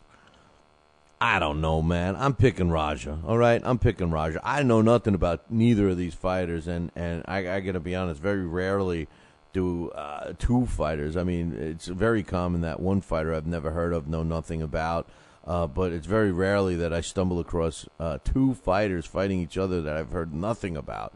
And I really don't know much about either one of these fighters. Let me rephrase that. I know nothing about both of these fighters. So, and it surprises me because I am pretty much up on the female boxing scene. So I have no idea, but I'm picking Raji Amashe to win that one. Hey, listen, I'm going to take a short break. When I come back, I got 6 more picks that I promise will be a little more extensive than that last one.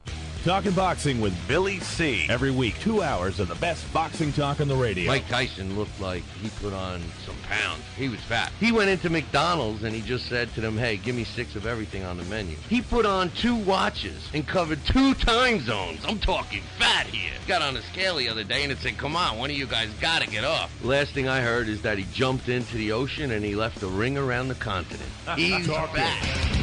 Boxing with Billy C. Now back to Talking Boxing with Billy C. He may not have an Excellence in Broadcasting award, but the night's still young. And he's got martinis. So you never know what may be by morning. It's Talking Boxing with Billy C. Talking Boxing with Billy C. The one, the only, Don King. Makes me feel good, Billy, to have you, the number 1 show in the country, Talking Boxing with Billy. So I invite each and every American that's listening to this great show to tune in, because we want you to be there with Billy and me. St. Jimmy's coming down across the alleyway, up on the boulevard like a zip gun on parade. Lights on the silhouette, he's disappointed net, coming at you on the count of 1. And we're back. You're listening to the Talking Boxing with Billy C show. You're watching this on the Fight Now television channel. If you don't have Fight Now on your sports channel lineup, you need to call your local television provider and tell them that you want Fight Now right now. Whew. All in one breath. For all the information about the channel, you can find it on their website, www.fightnow.com. And speaking of now, what we're going to be doing is we are going to be finishing up the picks that I got here. We got 6 more to go through. The next one I'm going to be doing is, this fight really makes me sick. It's not the fight that makes me sick as so much as it's the principle behind it. The main event on a pay-per-view card, Saddam Ali against Jermaine White. I got to be honest when I tell you that I am. I'm probably going to have a hard time supporting this guy, Saddam Ali, because of what he's doing. He's 24 years old. And, as far as being a, successful business guy or whatever, he's 24 years old. He owns his own gym. Apparently, he's been was born with a silver spoon in his mouth. That's great. All great for him. He's from Brooklyn. He's got his own gym. He's a smart guy, But a pay-per-view, man? I can't see. I don't know who would pay, and I don't even know. I'm shocked that the company that's providing this fight as a pay-per-view even took this card. I guess you got to make a living, and if they're going to pay you, you do what you want. But unbelievable. I mean, Saddam Ali is 24 years old. He's fought 62 rounds as a professional. 62 rounds. He's got 60% knockout ratio. He's got 15 fights under his belt. He has never, ever, ever, ever, ever fought for a title of any kind. No little New York title, no little Shikushashi title, no little anything. Now, he is fighting for a title on this pay-per-view event. It's for the vacant IBO International welterweight title. And he steps in the ring with 30-year-old Jermaine White. He's 17-5 with 9 knockouts, and of his 5 losses, he was stopped 3 times. He's 5'8" with a 68-inch reach. His last 2 fights were losses. Paul Spadafora and Gabriel Brisaro both beat him. He hadn't fought when he fought Paul Spadafora. He fought in 2009, took a 3-year layoff, and then came back against Gabriel Brisaro and lost the unanimous 8-round decision in New York. Jermaine White has definitely fought the tougher opposition, but I don't think he's going to win. I'm picking Saddam Ali in this fight, but I'm appalled that it's a pay-per-view, and I urge everyone not to watch it. I can't see anyone paying for this. I just can't. When you're competing with when you're competing with HBO and even the other fights that we're going to talk about, the Aztec America fight, the Telefutura fight, the Fox Deportes fight, all 3 of those are better matchups than this. How this kid decides that he's got the balls to charge for a pay-per-view, I don't know. But nonetheless, I'm picking Saddam Ali. In the next fight, that Sergio Thompson against Luis Armando Juarez. Luis Armando Juarez is a veteran, 16 wins, 5 losses, never been stopped. He does have a couple of draws. Of his 16 wins, he's only got 4 knockouts. He, too, is 30 years old, 132 rounds as a pro with a 17% knockout ratio. His last fight he lost against Fernando David Sorcillo, who just signed with, I think he just signed with, who did he just sign with? I'm thinking Samson Lukowicz maybe is coming to mind. But anyway, he just lost a 10-round decision to him in April. He did fight in March and got a W, an 8-round win over Ramon Munoz, who had a losing record. Every time this kid has stepped up, he's gotten the L. All 16 wins are against a very marginal, if not weak, opposition. Now, he steps in with a guy that's on the rise, so to speak. Sergio Thompson is 28 years old. He's 5'7". He's got 104 rounds as a pro with an 85% knockout ratio. He's got a record of 24 wins, 22 coming by knockout. He does have 2 losses, never been stopped. In his first loss, he lost to Azel Gonzalez in a majority 10-round decision. That was way back in 2009. And his other loss came at the hands of Alisher Rahimov, who was 20-0. Another close fight. He lost a 12-round split decision there. He does have some decent wins over good opposition like Jorge Linares. He stopped him in two rounds. His last 2 fights were in 2012. His first fight in 2012 was the Linares fight. Then he had 2 others against okay opposition. Juan Ramon Solis, he stopped him in 5, and Carlos Claudio in his most recent fight in September stopped him in 2. Who's going to win this fight? Well, I think Sergio Thompson. Yeah, I'm going with Sergio Thompson in this one. I don't even think that's going to be that close of a fight. The next fight I'm taking, I think, is a close fight. Rocky Juarez going up against Antonio Escalante. Rocky Juarez was a former world title challenger a bunch of times. Has never come out with that belt. I think the best belt he's had was a Continental Americas title by that the WBC held that let him fight for. He's got a record of 28 wins, 20 coming by knockout. He's got 10 losses. He's never been stopped. He's a tough guy. He's also got 1 draw. Now, here's the thing. He's got 6 of his last 7 fights are all losses. And the 7th fight was a draw.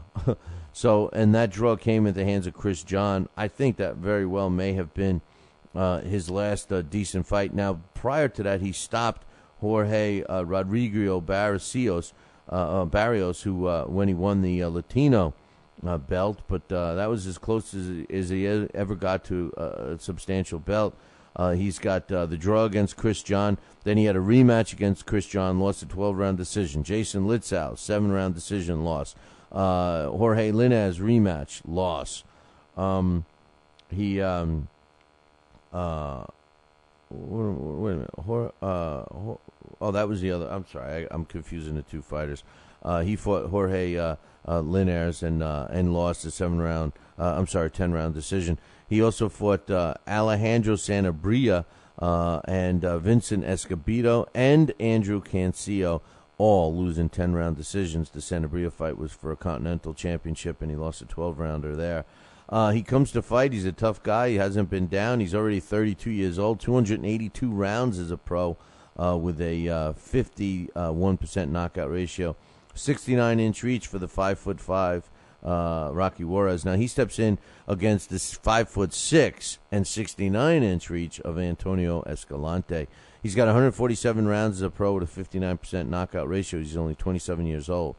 He's got 28 wins, 19 coming by knockout. Escalante does have 4 losses, and guess what? He was stopped 3 of those 4 times. One of them was back-to-back losses. Daniel Ponce Leon stopped him in 3 in 2010. His next fight was 6 months later when he fought Alejandro Perez, who stopped him in 1. And these weren't TKOs; these were knockouts. He did take 6 months. He got back in shape, and he rattled off the rest of his fights, which were 4 wins in a row, going back to September of 2011. He beat Pipino Cuevas Jr., stopped him in 1. He beat Renell Griffin, stopped him in 7. And that was in 2011. The 2 fights he had this year, Jose Francisco Camacho knocked him out in 4 rounds. Camacho was 7-0. And in his last fight, he fought the experienced Leonardo Miranda, who was 32-4, and stopped him in 2. Antonio Escalante is also from Texas, like Rocky Juarez. This was a really tough fight for me to pick. As much as I like Rocky Juarez and as much as I thought that he would win the fight, I'm actually going with Escalante because of the fact that Rocky Juarez, I think, mentally has given up on fighting, and I think he's just in it for the money. He's trying to get a couple of paychecks, and he's going to probably get a decent one against Escalante, even though it is on Telefutura. I'm picking Antonio Escalante to beat Rocky Juarez. The next fight I'm picking is a tough one, man. This one I really had a hard time with. Takalani Nadoluv against Alejandro Lopez. Alejandro Lopez, he's got a record of 23 wins, 7 coming by knockout. He's got 2 losses, no stoppages. He's only 25 years old. He's 5'6". He's got a 68-inch reach, 130 rounds as a pro. Now, Marty mentioned it earlier. He did lose 2 of his losses. One came at the hands of Jorge Diaz in 2010. He lost an 8-round decision on Friday Night Fights on ESPN. He lost an 8-round decision there. And then his second loss came actually not that long ago, February of last year, against Aaron Garcia, who was the guy had 9 wins, 1 loss, and 2 draws, and he fought Lopez in a 4-round fight, and it became a majority decision loss for Lopez. Those are his only 2 losses. Now he does have some decent wins. In his last fight, Jose Palma, he won, and I think his biggest win, I agree with Marty, was over Tion Kennedy when he won a 12-round decision to capture the NABA Super Bantamweight title. Yogli Herrera, he's under, as a win for him. Yogli Herrera, Edgar Martinez was 0-3. Victor Rodriguez, 16-17. I mean, Aaron Garcia wasn't a bad fighter, but he lost that fight. So, I don't know. I'm wondering if I should change my pick because Takalani Nadolov, and I just gave away my pick, but Takalani Nadolov is a former world champion. He's got a record of 33 wins, 18 come by knockout. He does have 7 losses, but he's only stopped 1 time. He's 34 years old, 5'8", 265 rounds as a pro with a 45% knockout ratio. What a chin he's got. It only stopped at 1 time. His last fight, he lost a split decision against Jeffrey Mathabula in a title fight. He lost his title.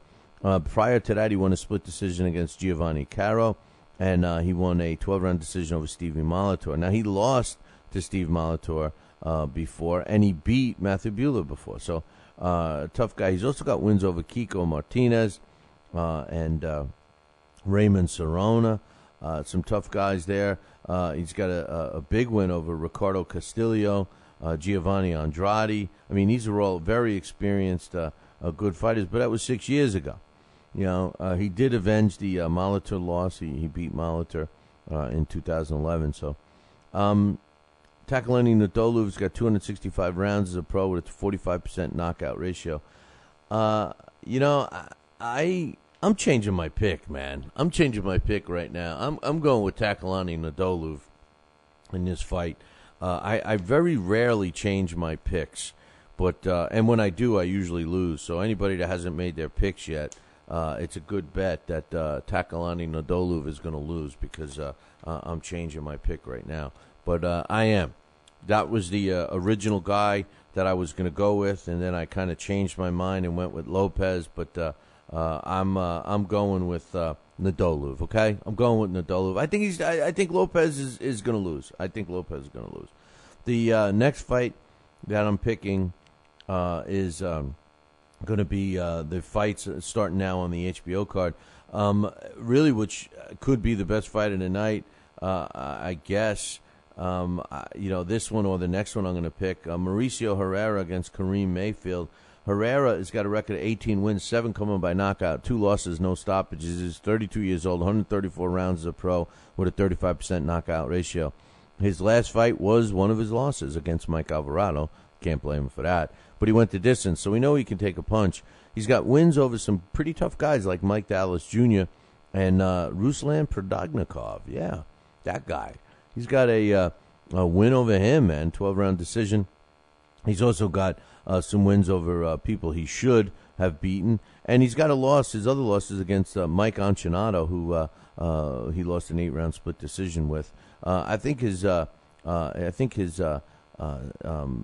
of opposition has been pretty good, pretty tough. And I think he's a tough guy. There's no question about it. Now, he steps in the ring with Kareem hard-hitter Mayfield, who's, I thought was a lot younger, but really they're not. They're 1 year apart. Mayfield, as far as I know, is still the NABO junior welterweight champion. He's got 16 wins, 10 coming by knockout. He has no losses, but he does have 1 draw. He's got He's 31 years old, 78 rounds as a pro with a 59% knockout ratio. He's 5'7". His last fight was a beatdown of Ray Serrano in Albany, New York. He also beat Patrick Lopez, which is a tough guy. Patrick Lopez is a tough guy. That was a great fight. If you missed that one, try and catch the replays on that. It took place in October of last year. My big knock on Mayfield is he's just not busy enough. Even when he was young, when he first started his career, he fought twice in 2006.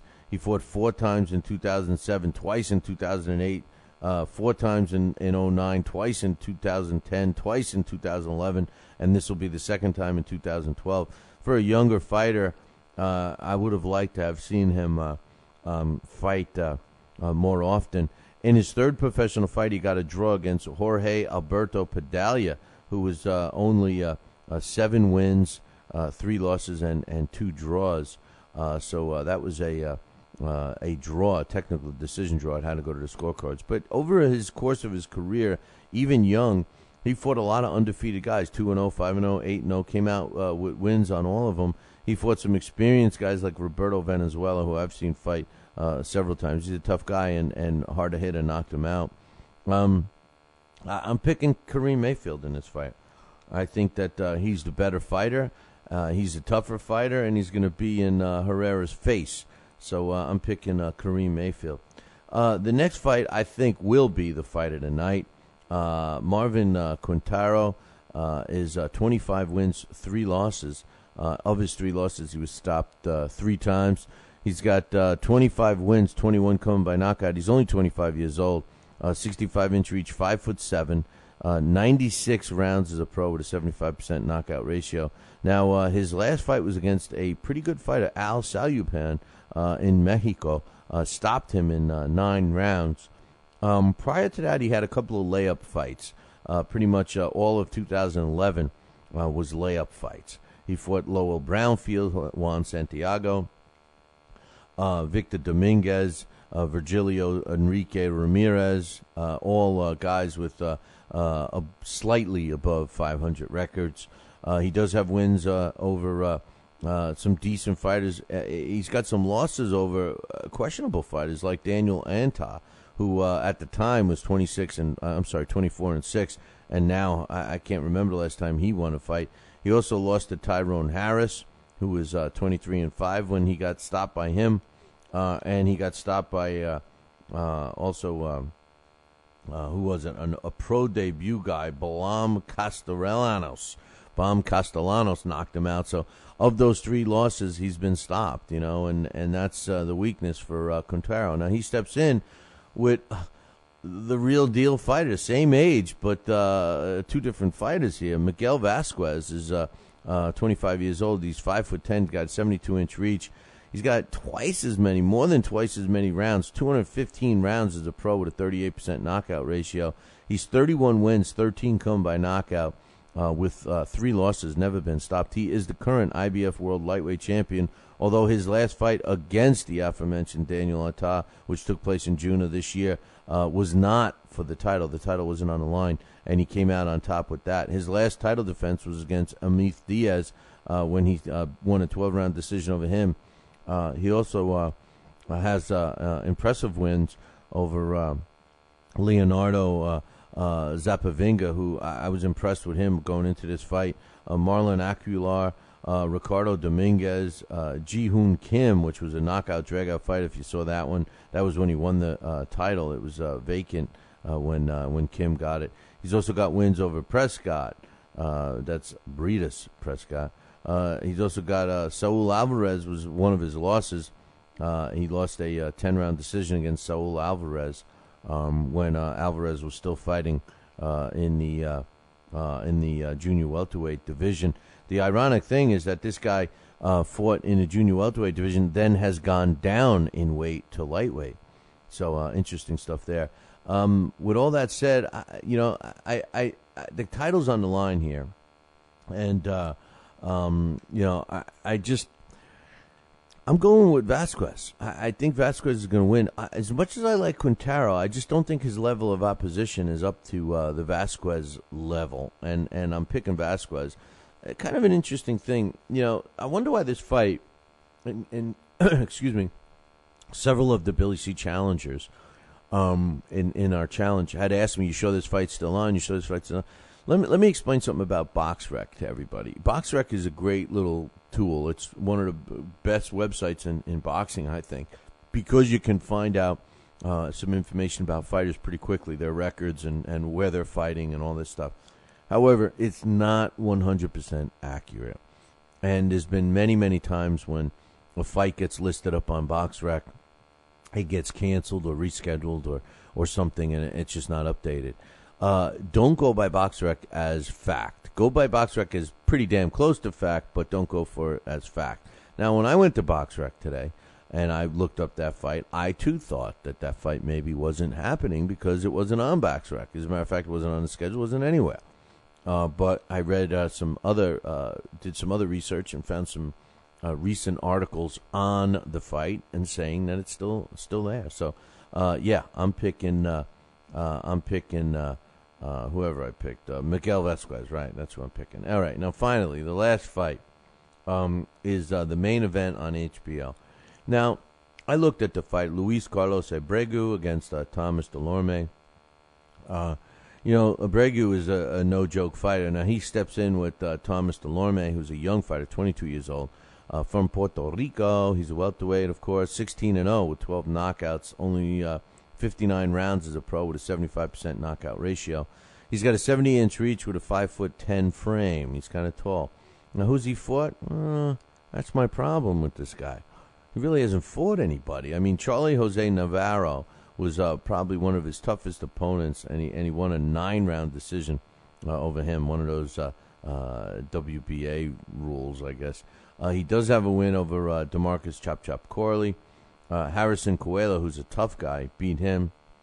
But nobody really of huge note on his resume.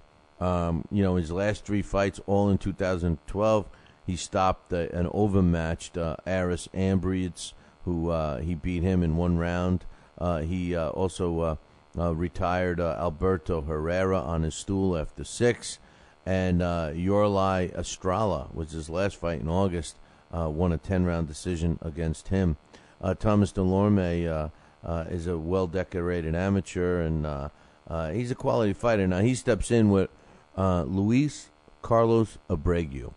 Well, now, this guy's been around, even though he's only 28. 150 rounds as a pro with a 79% knockout ratio. He's 5'10". He's got 72-inch reach. He's 33 wins, 27 come by knockout, and only 1 loss, never been stopped. His loss came at the hands of Timothy Bradley, so you can't really knock him there. His last 3 wins were all knockouts, 2 in 2012. Marco Antonio Avendano, he knocked him out in 3. Avendano had a record of 30 wins, 8 losses, and a draw. And he knocked out Pedro Verdu in 5, and Verdu's record was 18-10-2. In 2011, he fought and knocked out Javier Alberto Manminay, who was 37-11, and Walter Damon Diaz, who was also a decent record, 26-8. So, I mean, he's been in there with some tough guys. I mean, his schedule, his resume is filled with tough guys. Even Irving Garcia. I mean, you look at some of these names: Irving Garcia, David Estrada, Christian Solano. Just tough guys. Roberto Hernan Ricuc, who was 30-1. Tomaz Davis, which was 12-6. Experienced fighters, like I mentioned before, against Venezuela. This is a tough pick for me. I really like Abregu in this fight. But I got to go with the youth. Man. And that's why I'm picking Thomas Delorme. And what I think is going to clearly be his toughest fight. When you look at Delorme's record, you don't see anybody of Abregu's caliber there. And Abregu does have knockout power. And, Delorme does too. They're both the same size. As a matter of fact, Abregu's got the reach advantage over him. So we'll have to wait and see what happens. But I'm picking Delorme, like I think several other challengers are so far. So the picks I'm picking in no particular order: Raja Amache over F. Degendai. I can't even pronounce her first name. The next fight is Antonio Escalante over Rocky Juarez. Miguel Vasquez over Marvin Quintero. Thomas Delorme over Luis Abregu. Kareem Mayfield over Mauricio Herrera. Sergio Thompson over Luis Armando Juarez. I changed my pick right here on the air. Takalani Nadolu over Alejandro Lopez. And in a fight that I don't think anybody should pay a nickel for, let alone whatever they're charging, Saddam Ali, I'm picking over Jermaine White. So those are my picks. Good luck to everybody in the Billy C. Challenge. I want to emphasize that, you can still join the challenge by visiting, all you got to do really is email me, Billy at talkingboxing, TalkinBoxing.com, and I'll get you into the challenge pretty easily. We give away monthly prizes. As a matter of fact, I just sent, we got the same guy won the last 2 months. He won September, August and September, and that was Ryan Kinzit from the other side of the pond. I actually just got a chance to send out his prize for that. We do offer a monthly winner, prizes for the monthly winner with the best average. The tiebreaker is, more fights. If they don't have that, I'll come up with something else. The rules are pretty easy. You got to You got to pick all the fights. You can only miss 3 weeks before they start getting averaged in as zeros. And you have to email me the stuff. You have to email me. That's basically it. So get involved with that. We have a year-end prize. It's going to be second to none, man. It's going to be our biggest prize package ever. So make sure you get involved with that. All you got to do is email me, Billy at talkingboxing, TalkinBoxing.com. Wake up. It's time for the It's Too Early for a Trivia Question. Today's It's Too Early for a Trivia Question is being brought to us by Gleason's Gym in Brooklyn, New York. Give them a call, 718-797-2872. That's 718-797-2872. Gleason's Gym in Brooklyn, New York. Tell them Billy C. sent you. And if you don't want to use the old-fashioned phone method, go up on our website, www.billycboxing.com. and click one of their banners. Now, what's on the line today, courtesy, I don't know if you could see it, courtesy of Pugilistica.com, an extremely rare commemorative phone card that was issued in the 1990s with Rocky Marciano with his record, and he's the photo on the card is the famous knockout punch, the disfiguring knockout punch over Jersey Joe Walcott. Sorry, James Carl. And that prize could be yours, courtesy of courtesy of Pugilistica.com, prizefightingbooks.com too. Check them out too. But courtesy of Pugilistic.com for the first correct answer. If you email me, Billy at talkingboxing, TalkinBoxing, and you're the first one to call, you're going to get the phone card. There's only 3 left, and they're extremely rare, so that's a decent prize to have. And I think Coach has about 5 of them himself. But the question is, and this is kind of a tough one, and I'm a little surprised that Lonnie Jackson hasn't come in and saved the day yet, but maybe he will at some point. I want to know who was known as Greased Lightning. Who was known as Greased Lightning? I promised I would give a hint today. But I since I just asked Lonnie, who's pretty much the champ at when these questions linger around, he's pretty much the champ at getting them right. So I'm going to give him a shot at doing this without any other hints. But I will tell you this: this guy is a very good fighter. He's a very good fighter, and he's a part of boxing history. That's all I'm going to say. Who was known as Greased Lightning? If you know the answer, email me, Billy at talkingboxing. That's TalkinBoxing.com. This day in boxing history. And finally, this day in boxing history is being brought to us by Campanaro and Tomkovich. That's right. If you're looking for a lawyer, use the ones that keep my ass out of trouble. That is Campanaro and Tomkovich. Give them a call today, 845-221-4099. That's 845-221-4099. Tell him Billy C. sent you, and that I'll pick up the consultation fee. Campanaro and Tomkovich, 845-221-4099. Let Campanaro and Tomkovich knock out your legal problem. 845-221-4099. On this day, October 26th in 1931, young Perez knocks out Frankie Gennaro in the second round to win the NBA World Flyweight title, and that took place in Paris on this day, October 26th in 1931. Hey, man, that concludes our show for today. We do not have a thumbs up, thumbs down show immediately following this for all the live listeners that hang around. We won't have one today. We got some time constraints going on, but we will be back with that on Monday. And speaking of Monday, make sure you tune in. Next week, we got some great guests scheduled, like Georgetown and Napa. We got some other specialty stuff. I'm waiting for my man Tony Treem to come back. He should be back next week. I hope to speak to him again today. And everybody, if you get a chance, drop DaxCon an email, Dax@TalkinBoxing, TalkinBoxing, and tell him to get well soon. And he should be back in business next week or the week after. But all went well, and he's doing great. So drop him an email. And one final thought, all our thoughts and prayers and condolences go out to the friends and family of the late, great Emmanuel Steward. I do have one more thing to say.